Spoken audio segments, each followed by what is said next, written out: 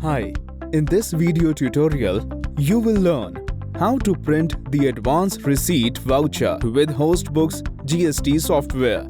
Go to the dashboard. To know how to create advance receipt voucher, please watch the tutorial how to create advance receipt voucher in Hostbooks GST software. Open the advance receipt voucher. At the top right, click on Print. Then select an address to print. The address on the screen is the same address you added at the time of creating a company. You can also edit or add another address. Click on Save and Print.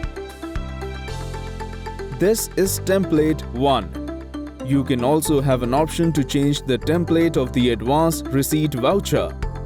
To change the template, go to Change Print Template. Select the template of your choice, Template 1 or Template 2.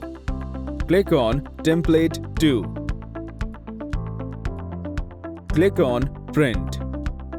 So, this is how you take a printout of the advance receipt voucher in a few easy steps.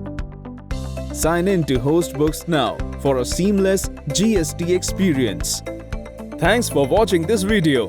Please subscribe our YouTube channel and click on the bell icon to receive notifications of our latest videos.